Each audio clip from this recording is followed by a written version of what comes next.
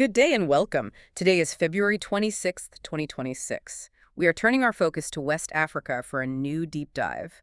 The title of our analysis today is West Africa Leaders Push for Stability and Security Against Terrorists. Thank you. And it is a region currently navigating a highly volatile intersection of security threats and shifting geopolitical alliances. It is. The headlines out of West Africa have certainly been dominated by drone warfare and diplomatic ruptures lately, but our objective today is to step back from the breaking news ticker. We aim to examine the steady patterns of events over the last 2 weeks. That is correct. In a landscape this complex, isolated reports can often obscure the larger picture. Our mission for this deep dive is to analyze these broader patterns. We will identify the key decision makers driving policy, examine the social sentiment on the ground, and propose likely future scenarios. And as always, we will approach this with strict neutrality. It is our job to present the facts and the varying perspectives so you, the listener, can understand the full scope of the situation without any sensationalism. Precisely. We deal in facts, not fear. Before we begin our analysis, we must acknowledge our sponsor, ProWave AI. This deep dive is generated by Stylo News, which is their AI-powered news application. And it is worth noting for our audience that Stylo News is actually the consumer-facing version of Stylo Intel Ops. Right, the enterprise software. Yes, that is the software platform utilized by government operations, military analysts, and global businesses for high-level intelligence gathering. Which effectively means you are accessing a tool designed to support global decision makers. It processes raw data from thousands of sources and converts it into actionable insight in under 60 seconds. Given the complexity of West Africa right now, we really need that kind of processing power to make sense of it all. So let us get right to work. Let us do it. I want to start with the security landscape, because Yeah. if you look at the last 14 days, the actual texture of the violence has changed. We are not just seeing traditional insurgency tactics. No, we are seeing a distinct technological shift. Right. Specifically, the rise of drone warfare. It is a significant evolution in tactics. We need to look closely at the events around January 29th, the attack on Niamey's International Airport, and the military installation there, Base 101, in Niger. And for context, Base 101 is not a remote outpost. It is the heart of their air defense. Exactly. It is a major strategic asset. The Islamic State in the Greater Sahara, or EIGS, managed to breach that perimeter. They accessed drone hangars and damaged aircraft. But the critical detail in the intelligence reports is how they executed this. They were not using stolen military-grade equipment, were they? No. They were using commercially available drones, essentially hobbyist technology that they weaponized with explosives. This highlights the asymmetry problem in modern defense. You have the military junta in Niger, led by General Tiani, trying to project absolute strength and secure their borders. But defending a massive airport against a small, commercially bought drone is incredibly difficult. It lowers the cost of entry for these armed groups significantly. It means they can reach targets that were previously considered well behind the front lines. This forces the military governments in Niger, Mali, Burkina Faso to completely rethink their defensive posture. Because their core promise to their citizens was security through strength. Right. And that perception of strength is challenged by inexpensive, accessible technology. Now, while Niger is dealing with aerial threats, Nigeria is facing a very complex situation on the ground. The reports coming out of the northwest, specifically Kebbi and Sokoto states, are describing a new group called Lakurawa. Yes. This is what intelligence analysts classify as a hybrid threat.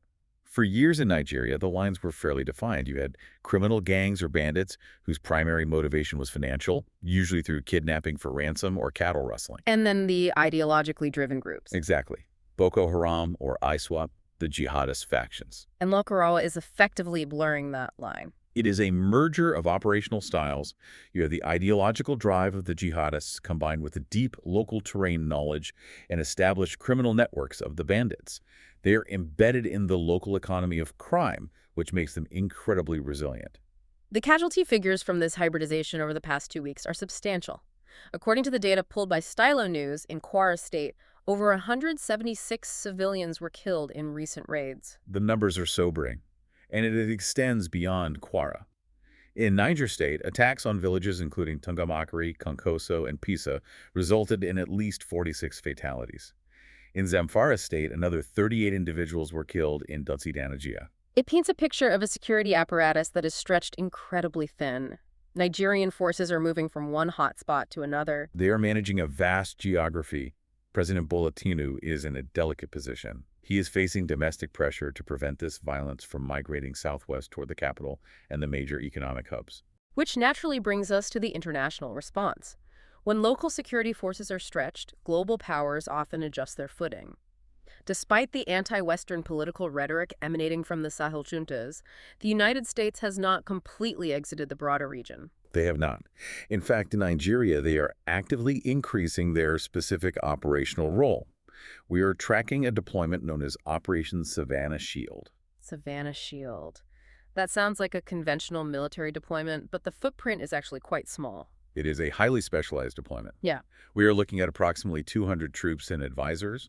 They are not conducting ground patrols. Their role is to provide a high-tech layer of support. Meaning drone surveillance and intelligence sharing? Yes, and likely coordinating airstrikes against ISWAP and Boko Haram targets.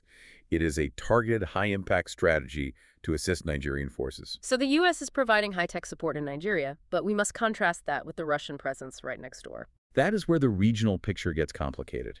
In Niger, Mali, and Burkina Faso, you have the Africa Corps. This is the rebranded Russian presence, essentially the state-backed successor to the Wagner Group. They're acting as the security guarantors for the military juntas. Correct. But we must look objectively at the results. Recall the airport attack in Niamey we discussed earlier.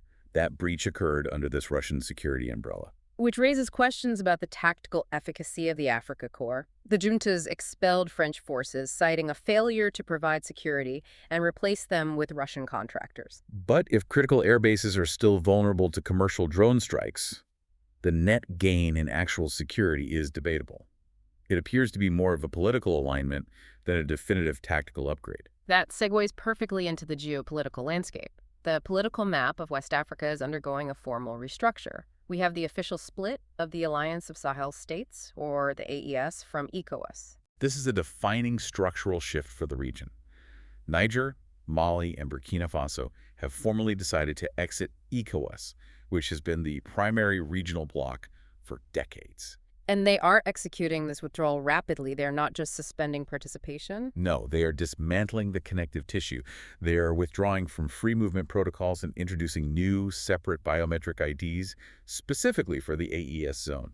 From a logistical standpoint, that creates massive friction for regional trade.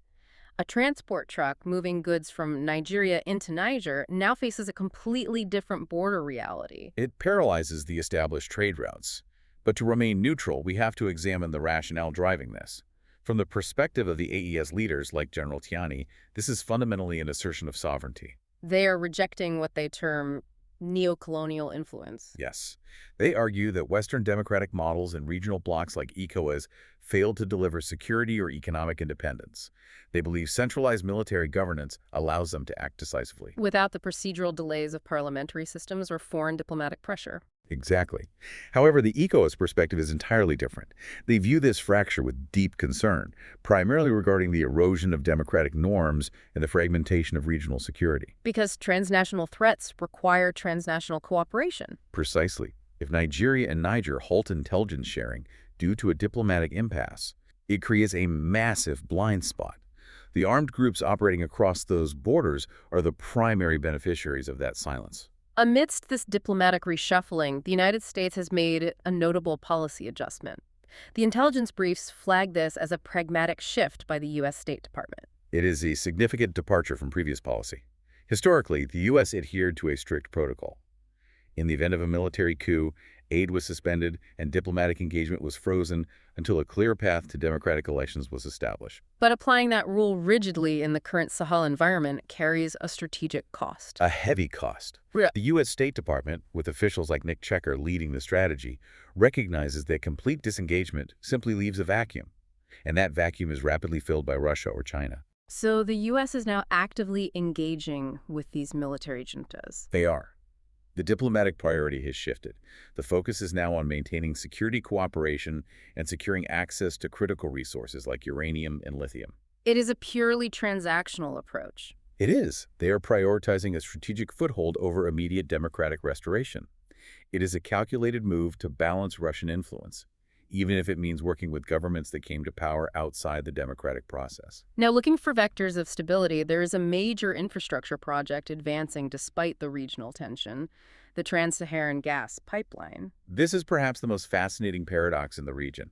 While borders are tightening politically, Niger and Algeria are pushing forward with a 4,000-kilometer pipeline designed to connect Nigerian gas fields to European markets. This represents a significant diplomatic thaw between General Tiani in Niger and President Tebboune in Algeria. It does. And the motivations are very clear.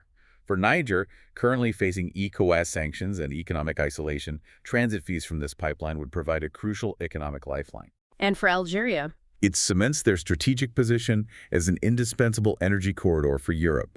And Europe, of course, is highly motivated to secure non-Russian energy sources. the obvious question, though, is feasibility. We just outlined a security environment plagued by hybrid terror groups and drone strikes. Constructing and securing a multi-billion-dollar pipeline through that terrain seems monumentally difficult. It is a massive vulnerability. But the economic imperatives for both Niger and Algeria are so strong that they appear willing to accept that risk. It also demonstrates Niger's active effort to build a new economic axis that completely bypasses ECOWAS. I want to shift our focus to the information space, which is becoming just as contested as the physical borders. We reviewed a report where Niger's junta accused Ukraine of occupying territory in northern Benin. Yes, that was an official claim from Niamey. They stated that Ukrainian forces were operating in Benin to train armed groups aimed at destabilizing Niger.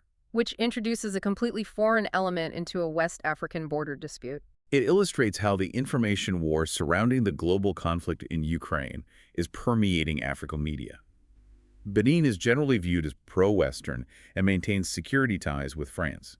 So by accusing Benin of hosting Ukrainian operatives, Niger creates a narrative justification for its own military posture on that border. Exactly. It aligns seamlessly with the broader Russian narrative that frames their operations as a fight against Western imperialism globally.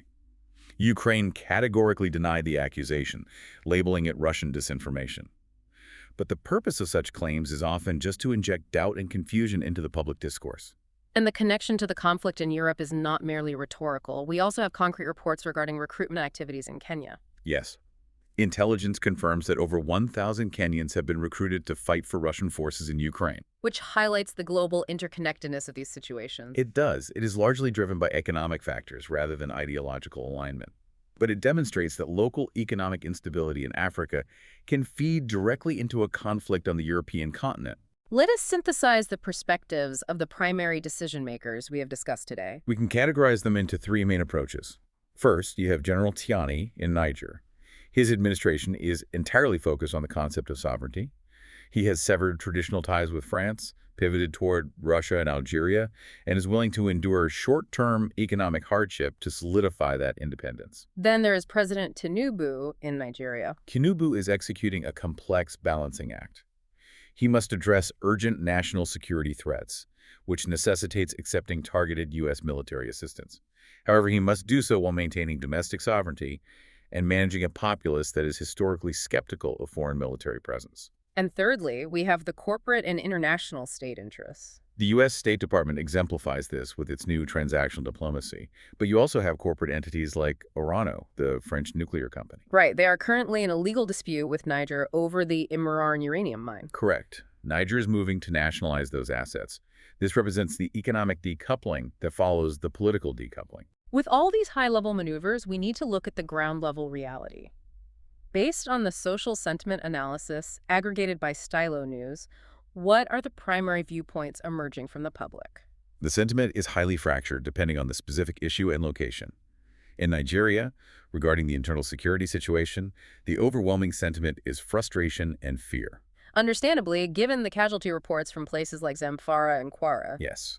Citizens in rural areas feel structurally unprotected.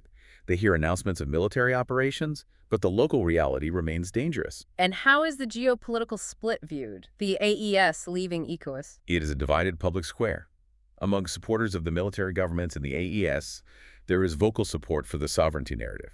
There is genuine domestic pride in seeing their leaders reject French and ECOWAS influence. But there is an economic counter-narrative. Exactly. Among the merchant class, cross-border traders, and citizens who rely on regional mobility, there is deep anxiety. Mm. They are focused on the practical reality of economic isolation and increased costs. What about the presence of U.S. troops in Nigeria? It is viewed with significant skepticism. Analysis of sources like the News Nigeria indicates a strong wariness of foreign military intervention.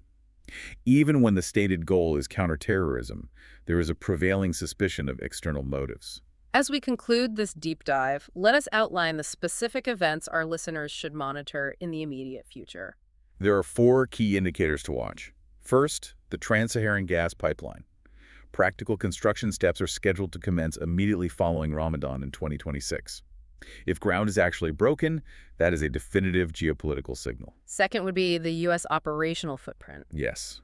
Watch for any expansion of U.S. drone surveillance out of Nigeria, and specifically watch for high-level diplomatic meetings between U.S. officials and the leadership in the AES countries. The third indicator you flagged was food security. This is a critical vulnerability. The regional trade slowdown is currently compounding an agricultural crisis. There are reports of severe locust infestations in Mali, Which impacts the upcoming harvest. The UMO has provided funding for control efforts, but if those fail and food prices spike, the domestic support for these military governments could erode very quickly. And the final area to watch. Diplomatic intervention by the African Union. They are currently organizing summits to attempt to bridge the divide between ECOWAS and the AES. It is a difficult mandate, but it is the primary diplomatic channel remaining to prevent permanent regional fracture. It is a situation that requires continuous objective monitoring. The variables are shifting daily. They are. The intelligence picture we have analyzed today will continue to evolve. Which is exactly why the tools we use are so vital. We synthesized the data for this entire deep dive using the Stylo News application. And it is important for our audience to know that this capability is available to them. Stylo News is a mobile and computer app that you can download to customize your own personal intelligence briefs. It pulls from hundreds of traditional news sources, as well as real-time platforms like X. You can utilize features like the location AI bot to track specific regions, or vector search to uncover complex connections. It allows any individual to apply an analytical framework to the daily news cycle. If you value this level of AI-powered news on demand, we highly recommend you visit www.stylonews.com to subscribe. It provides clarity in a very noisy information environment. That brings us to the close of today's deep dive. We sincerely thank you for listening and for trusting us to present these facts calmly and objectively. Thank you for your time. If you have a topic you would like us to analyze in a future brief, please reach out. You can follow Stylo News on your preferred social media channels. Before we sign off, I will leave you with one final thought to consider. Please do. We discussed how commercially available drones are bypassing national air defenses and how mercenary groups are acting as state security.